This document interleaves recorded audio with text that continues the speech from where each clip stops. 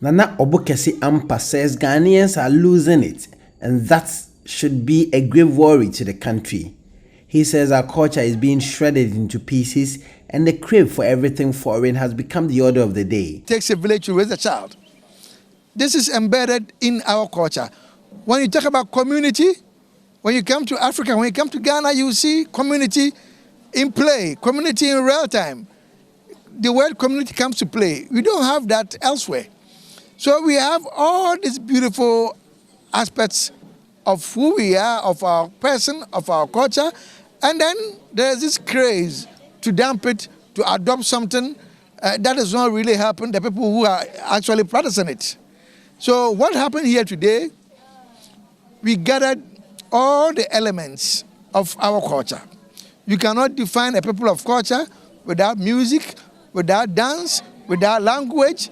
You know, everything was on display here today. It's a shame. Today, there are kids walking around, they cannot even speak Fanti, they cannot speak Ga, and all they can do is speak English.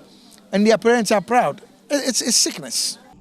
The author of the book, Adventures with Maria, Alice Daniel, says there is a need for Africans and Ghanaians especially to read about the values and culture of the African people and cherish it as well. She feels frowning on everything Ghanaian and hailing everything from the West would do Ghanaians a lot of harm.